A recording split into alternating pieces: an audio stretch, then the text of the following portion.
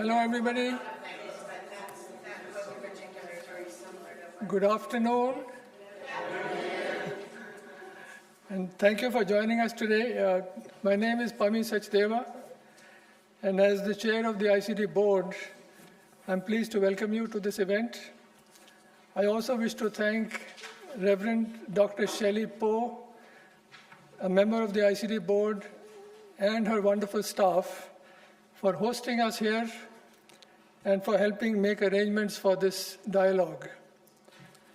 As many of you know, Interfaith Communities for Dialogue, or ICD, is a network of faith-based and associated organizations dedicated to promoting mutual understanding and positive relationships among the diverse people in and around Fairfax County.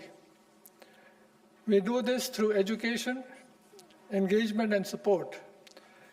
ICD was founded about 20 years ago by representatives of the Christian, Muslim, and Jewish faiths, and our membership has grown over the years to 13 organizations representing 6 faiths.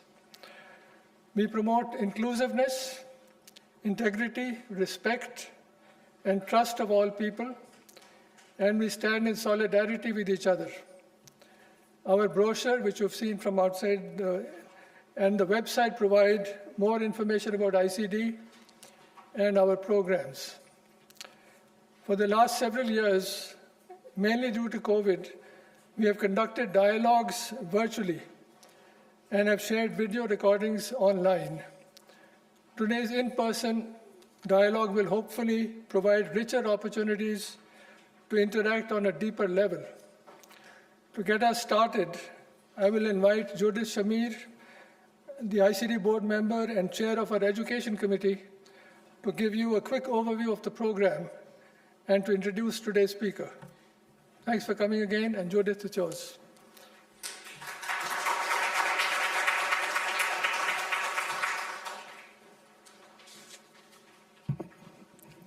Thank you, Pami, and thanks to all of you for coming today.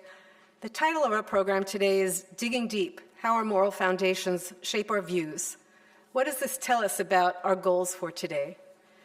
Well, we seek to explore the core values that shape our own and others' perspectives on potentially contentious issues, both values that are shared and those that may differ, and leading to a broader and deeper understanding of ourselves and others. We seek to engage with one another on these deeply held views in a spirit of openness, respect, and trust.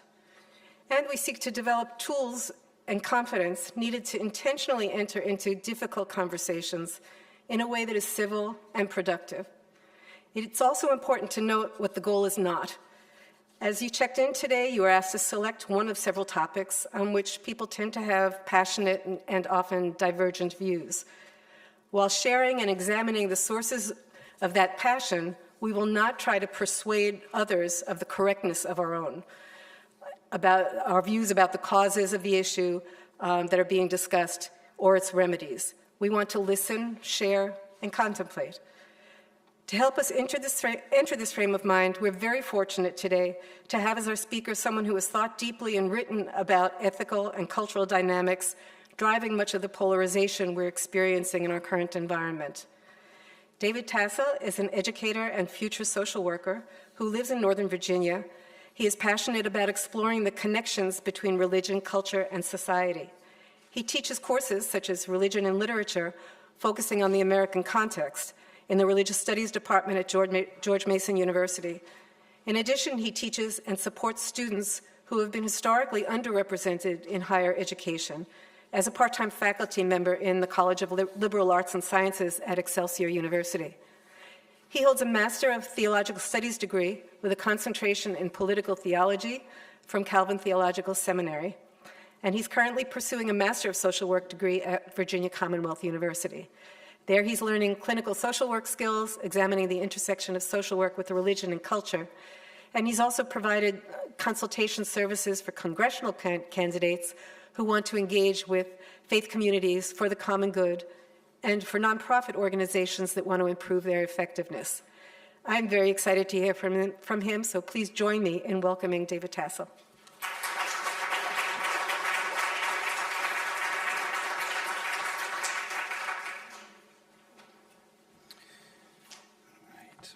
Good afternoon, everyone. Again, I'm David Tassell. I do teach religious studies at George Mason University, and I'm working on completing a degree in clinical social work. And interfaith dialogue and in general dialogue across differences is a significant interest of mine. And today I'm going to be talking about the concept of moral foundations theory, particularly as it can be a useful framework for discussing contentious issues. So I'll jump right into it. So moral foundations theory, first of all, is, well, it's complicated. There's a lot to it, but I'm going to hopefully give you the most important parts in about 20 minutes here. But in the most basic way to describe it is it's a descriptive account of shared or similar themes in human morality. The scholars like Jonathan Haidt and Jesse Graham and their team, primarily psychologists, but they have over time identified what they call moral foundations, these very basic underlying moral intuitions that are frequently found across humanity and in different groups. It goes, when we talk about religion and other institutions in our culture, moral foundations goes below that. It's the next level. It's the idea is that they're sort of the cylinders that our virtues and narratives and institutions are firing on. Pillars, would be another metaphor to think about it. So that's sort of that's the abstract. That's what moral foundations theory is. But what I'm going to do is talk briefly about each of the moral foundations that these scholars have identified, but for the purpose of using it as a framework, again, for talking about contentious issues. So the first foundation that scholars will talk about is the idea of care, this moral intuition of care. And I love the word empathy when it comes to thinking about this, because humans have certainly the ability to, we dislike the pain of others, but we can feel the pain of others. And so being able to have empathy generates this moral intuition of care, this foundation. And out of this, we have virtues of kindness, gentleness, nurture, that come about in our values and institutions. The next foundation that we'll talk about is, actually, I'm going to look over here. My son got a hold of my slides, and so I'm missing some here. 1.5-year-old. Anyway, the second one is fairness. It gets a little bit more complex because on the surface level of fairness, we have these concepts of justice, rights, but as time has gone on, and this has sort of been observed, scholars have really identified kind of, maybe we call them subcategories of fairness. Those that tend to identify more as left-leaning often conceptualize fairness with the idea of equality, and you can see a description of equality there on the slide, versus those that are identify as right-leaning tend to articulate fairness in terms of proportionality on average. And so it's this foundation where you see fairness being valued quite often throughout different groups and individuals, but even how it's conceptualized can be different. And so it's interesting because when people are talking about what's fair, might actually be talking about completely different ideas of what that means. Next is this idea of loyalty, and this might be something that it's the intuition to be protective or loyal to one's group identity. We might get ideas of patriotism or self-sacrifice for the common good. And that's the general idea of loyalty. And actually, as let me back up for 1 second. I do want to say, because this is important to note, scholars are not arguing that everyone identifies with all of these, right? So it's important to, maybe even as you think about this, to think about how you're probably going to identify with some more than others. And that is typically, that's typically the case. So if I'm losing you at some point, 'cause you're like, I don't identify with that, well, that's the idea. The next one is authority.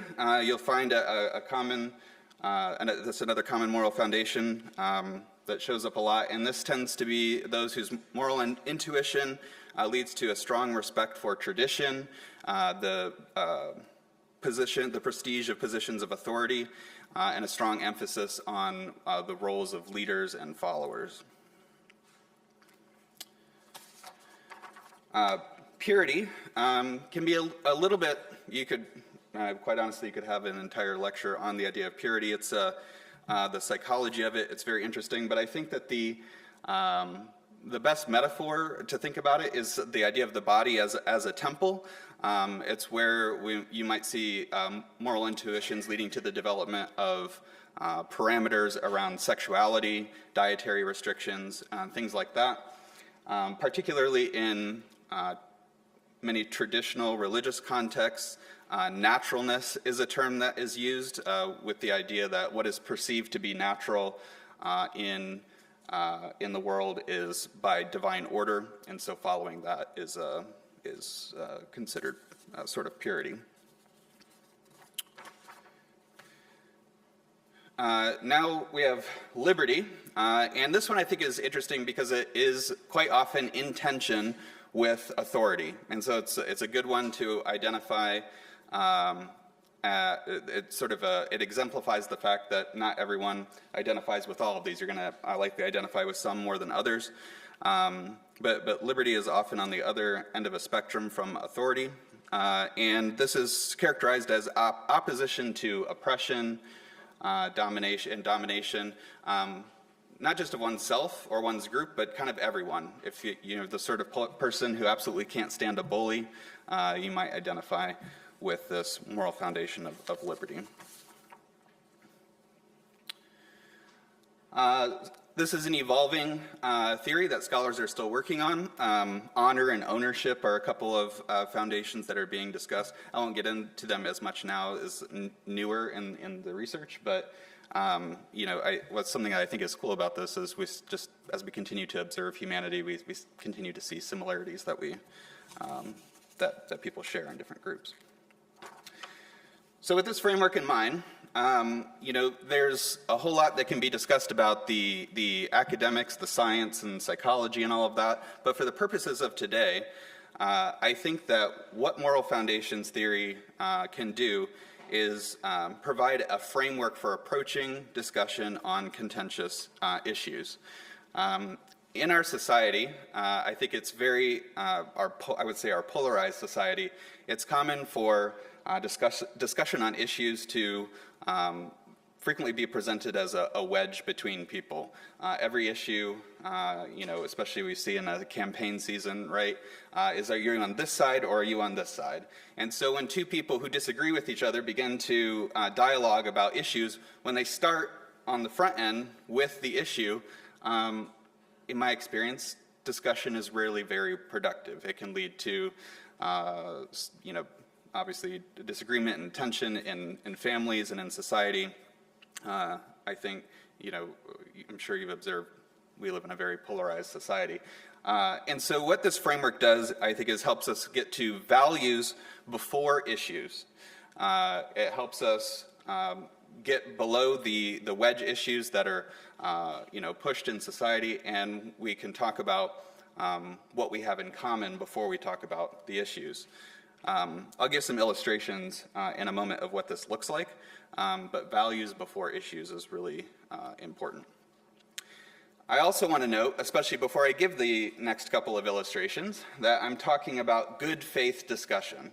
I think that there are undoubtedly politicians and news outlets and institutions that don't operate in good faith when they approach issues, right? They might be spreading misinformation or intentionally being divisive, or what have you, but I'm talking about a room like this with people who are here in good faith to have discussion on contentious issues. So then, as an illustration, I bring up gun violence. One of the issues that you'll actually be talking about today, gun control. Gun control is, I think, undoubtedly a wedge issue in United States politics, with this, it being sort of painted as either you want to take away all the guns or you want everyone to have all the guns, right? There's kind of a, it's often the discussions about guns are not productive. I can testify to this in my own life with people who are close to me who disagree with my position on this, and when you just start right at the issue, it's, again, not typically very productive. But I think moral foundations actually can help have much more productive conversation about things like gun violence. So for instance, let's say hypothetically, you have two people, one of which in response to mass shootings and gun violence believes that the answer is, the rhetoric, more good guys with guns. If we have more good guys with guns, we will be able to, solve the bad guys from, shooting people. On the other hand, in this hypothetical, you have the other person who believes that the problem is too many guns. There's too easy of access, the types of weapons, and we need more gun control in order to stop mass shootings and reduce gun violence. And I think what is helpful in these kinds of discussions is to begin with the moral foundations that are at play for these two people having a good faith discussion. Both of these people, at the end of the day, don't want there to be mass shootings. They don't want gun violence. They want to reduce violence. And so you see the moral foundation that they're operating with is both care. There's both a sense of wanting to protect people from harm. I think there's also, you can see a moral foundation in this type of discussion of liberty,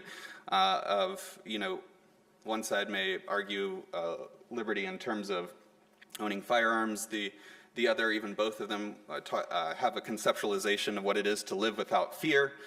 And what I'm proposing to you is that when you're going to talk with someone who has the opposite point of view from you on this issue, beginning with what you have in common with your values allows you to have a more productive conversation. Rather than an argument about, starting with an argument about policy, the idea is that you're starting with recognizing what you do have in common, what values, underlying values that you share, and then discussing the contentious issue. Talking about the evidence with your common values in mind. Another illustration that I think it gets at a different dimension of how I think this can affect discussion on contentious issues, because immigration is undoubtedly another wedge issue in society.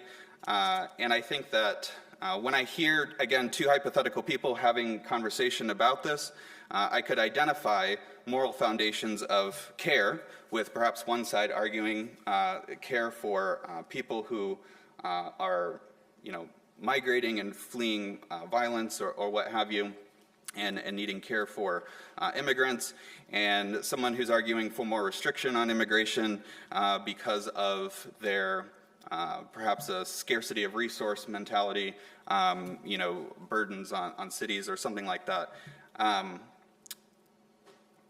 I think that a conversation about this, again, can benefit greatly from identifying common values of care, but also recognizing where their values might differ.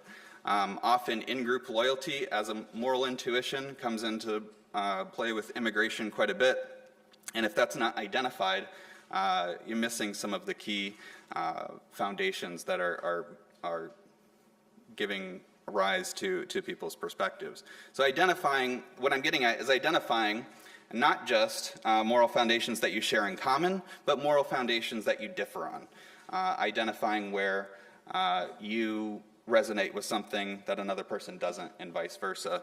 Again, gives you a platform to have better good faith discussion because it's not an issue of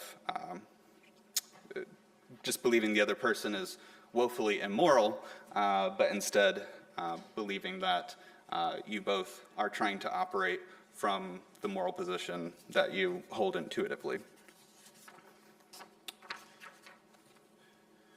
So, coming back to these, I want to briefly highlight them again, because as you go to dialogue about your contentious issues, I want you to be thinking about what moral foundations resonate with you. What are the moral intuitions that lead to the positions you hold, and to be able to identify when you're talking to people, especially when you're talking to people you disagree with today, what are the moral foundations that that this person has that are the same as me and that might be different as me. So briefly, again, care is this idea of empathy, kindness, gentleness, preventing harm, fairness, fundamentally being about justice and rights, but they're also thinking about whether you identify more with fairness as a matter of equality or proportionality. Loyalty as a sense of loyalty to one's group identity. Authority, again, do you value, morally, do you value tradition and positions of authority? Purity, thinking about where ideas of naturalness or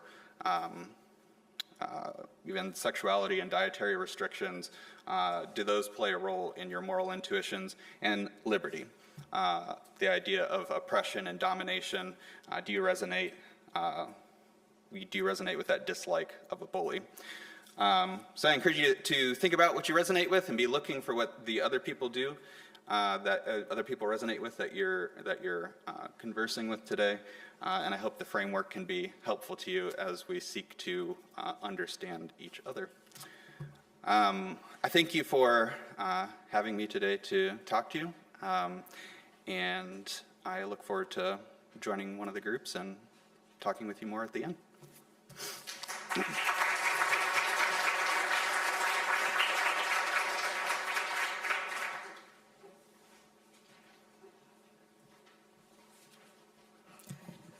Thank you very much, David, for educating us on a different way of contemplating our own motivations as well as those of people with whom we disagree. The next part of our program will give us an opportunity to practice this approach. When you checked in, you were shown a list of 3 current issues and asked to select the one topic about which you're most concerned and perhaps even passionate and emotional. You were then assigned to a small group with others who selected the same topic. In a moment, I will tell you the locations for the group discussions.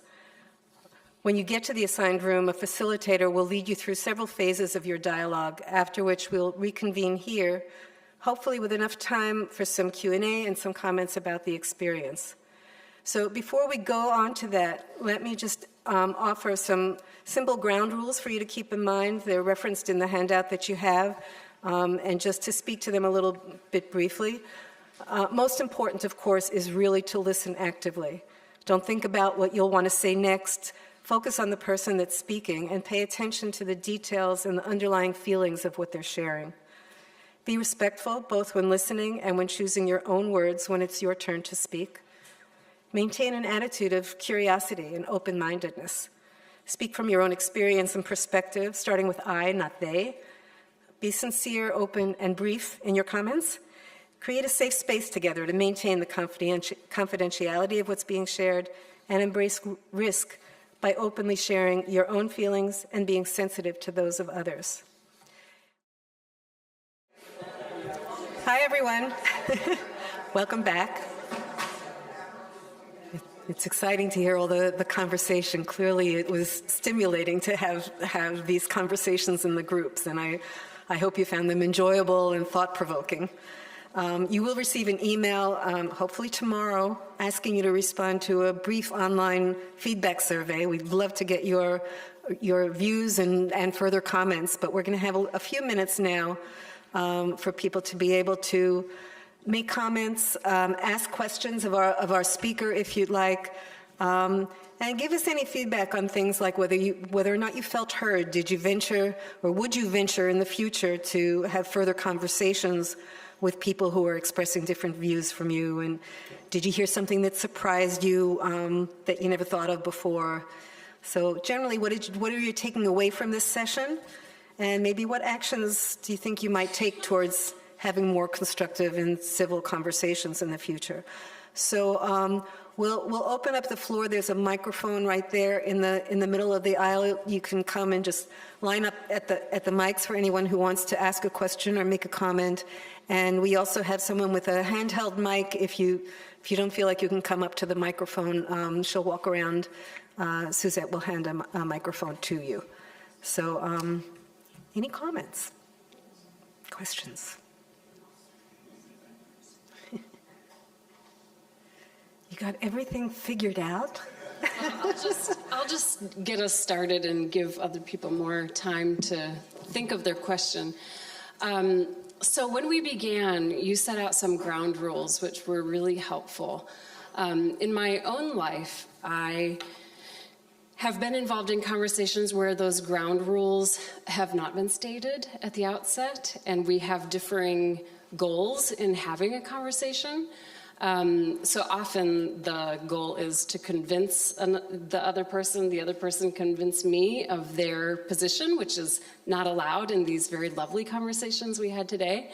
So I wonder what you might say about that in terms of how the framework we've been offered how we could implement this sort of thing when the person we're talking to has a definite agenda. Yeah. Thanks. And I wonder, just building off of Shelley's comment, whether you feel like having heard those ground rules going into this, is that something that you think, if it's just a casual conversation, it's not like someone's going to set up the ground rules, but does it help you to approach a conversation in a different way? Not just those ground rules, but also all the things that you heard from David about these moral foundations. Do you envision being able to go into something that maybe in the past turned into a very difficult conversation, but approaching it in a different way? Anyone have some comments about that?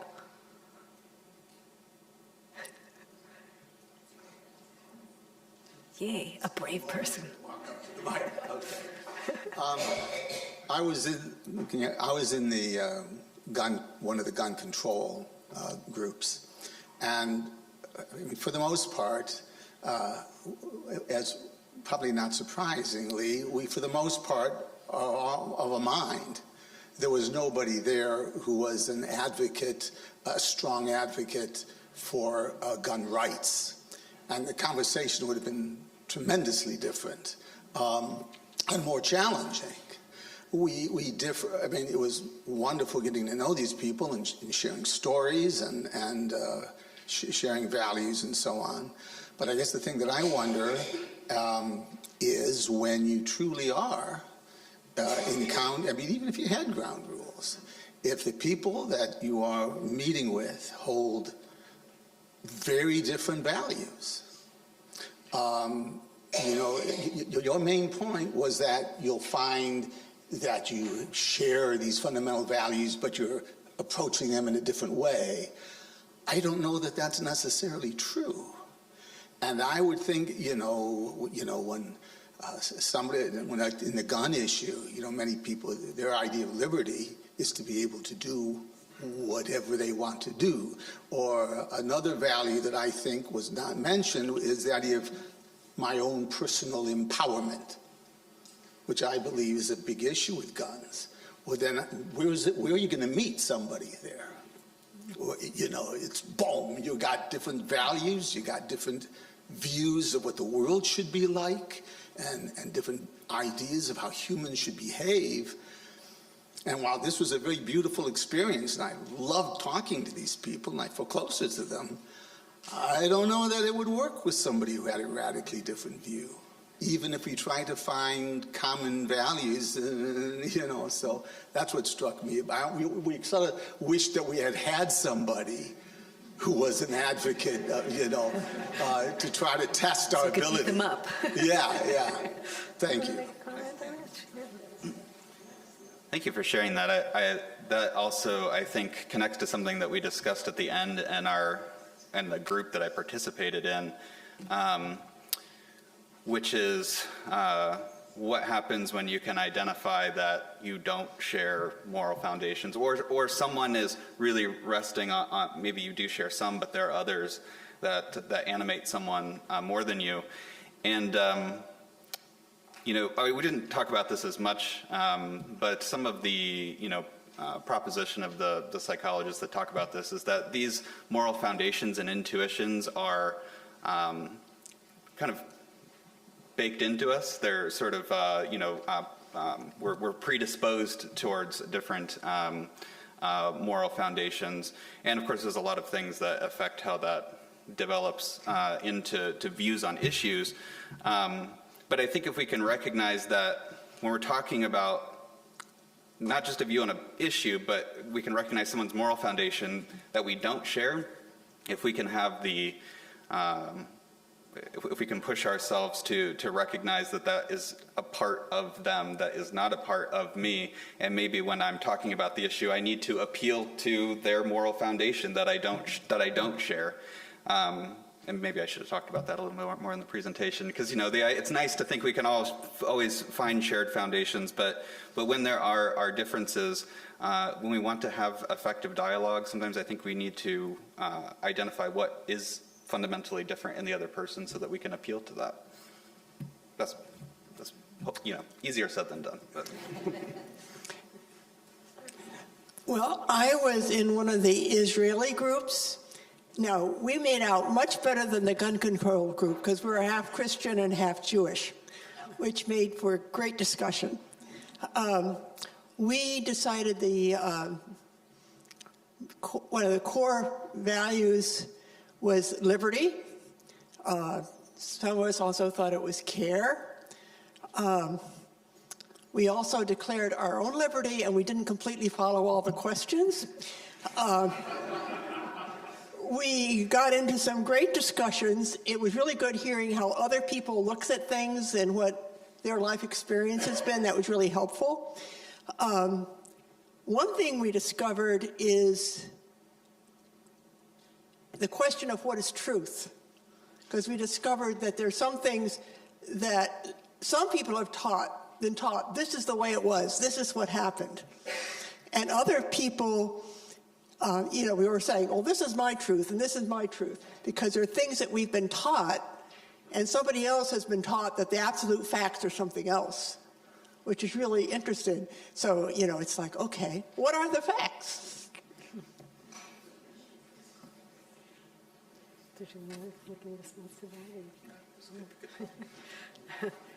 Yes. So, speaking of the facts, I wanted to ask the professor if maybe you could talk about the story in the Righteous Mind book about the elephant and the rider, and how that might bear on, how we can or can't agree on, on certain facts or not. Well, it's been a considerable amount of time since I read the book, so I'm not sure I can do that justice. Do you remember it better? Would you want to? Well, so the way Jonathan Haidt explains, if I remember, so there's an elephant and the rider. And the elephant is our emotion. And the rider is how we think about things rationally. So we usually think that our rational mind is how we make decisions. But according to this and moral foundations, if the elephant wants to take a right turn, you take a right turn. And the rider says, oh, this is why I wanted to turn right. So we always rationalize kind of what drives us emotionally. Yeah, that's, I think that's well said, a good summary. And I think it also, it speaks back to that point that maybe, could stand to have some more emphasis, and that's, we talk about moral foundations and these sort of intuitions baked into us. Having a little bit of humility, I think, goes a long way. That humility in recognizing that what feels obvious and intuitive to me about morality, and I want to think that's all my rational mind, but it's, might just be the rider on the elephant. Thanks for sharing that.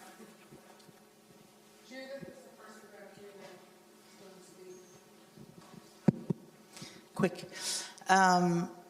This all just reminded me, about 20 plus years ago, when I was doing work on my dissertation, it was on the right of return, on Israeli and Palestinian discourses on the right of return. I'm Israeli. You can't guess what opinions I have, but I have opinions about that issue. It's an issue that's very central, and luckily my chair is an anthropologist. He was my chair, but he is still an anthropologist. And his advice to me then was, you're studying people's discourse and attitudes, and anything anybody says is data for what you need. So in other words, I don't have to go out, this relates to, I'm not out to convince or be convinced or make judgment in that particular setting, even when I was doing this work for a few years, but rather the mindset was, I can zoom out a little bit, for at least for the time being, and assume that I'll learn something from anybody who says anything. It'll feed into what I learn. And in my case, I wrote something about it, but even if it's in the context that we're talking about, and we talked about it a little bit in our group, that again, not only what the speaker just said, what David just said about learning how to appeal or thinking how to appeal to someone else's moral foundations, but just also learning something new about where other people come from on an issue that we might not have ever thought about, or we may have thought about, and I don't know, enriches us in any way. It doesn't mean we don't engage. It just means, again, we're not out there just, of course, when we have to reach decisions, it becomes a little trickier because we actually have to agree, or we have to reach decisions, but not always do we have to convince and reach decisions. Not every conversation that we have with anybody, not any real dialogue. Dialogue, by definition, is not in order to convince.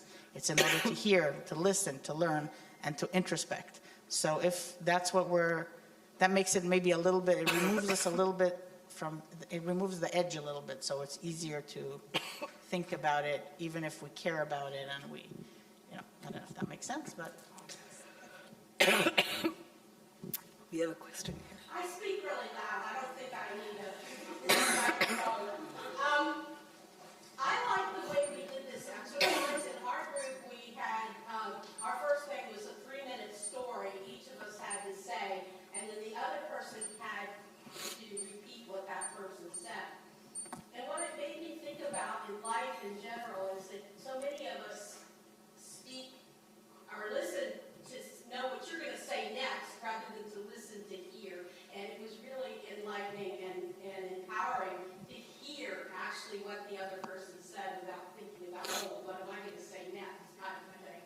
And that's a good lesson all of us can use. Thank you. So going back to the book from Jonathan Haidt, one of the things I think I learned today was, even though we come with our own moral underpinnings towards the Israeli-Gaza conflict, but I think what's also important to understand is a term that he uses, it's called cognitive dissonance. So one of the things that happens in the session we had was you bring with a certain set of moral values and suppositions, but as you hear other people lay out facts, then that is very thought-provoking, it's very uncomfortable, and it's uncomfortable also in the sense where when you say something and you listen to the other person reflect on what you said coming from that perspective. I think it's that sense of uneasiness that challenges us, and that cognitive dissonance that allows us to have that sense of empathy and understanding, and instead of projecting, you're sort of transposing and saying, wait a minute, I looked at this conflict from this moral perspective, but now given these facts, it's really creating a conflict within me. And I think that is something that was very enriching in the dialogue today.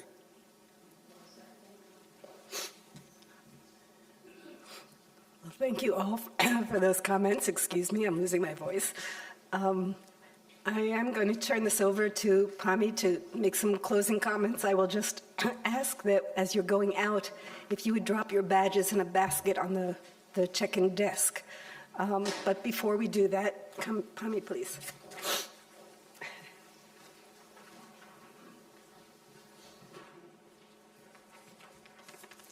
Well, my job is very easy. I want to thank you for coming to this program. We hope that you found it worthwhile. We are planning additional dialogues, and we hope that you'll look to the website and look to the emails that we might send about those dialogues, and I hope you'll join us for those. I want to thank the people who helped to make this event possible at all, starting with those who helped to plan and organize and then conduct it. Special thanks to David Tassell, Jyotish Samir, Adina Friedman, the small group facilitators, and I won't be able to name all of them, members of the ICD board and the education committee, Reverend Shelley Poe and her team, they're sitting at the back, Craig and the other person, Kathleen? Right, okay. The Fairfax County Police, and other volunteers who helped us at various stages. So thank you very much. We couldn't have done it without you. We would like to see you again in the next series of dialogues we'll have, so please keep tuned, and thank you for coming, and have a good evening.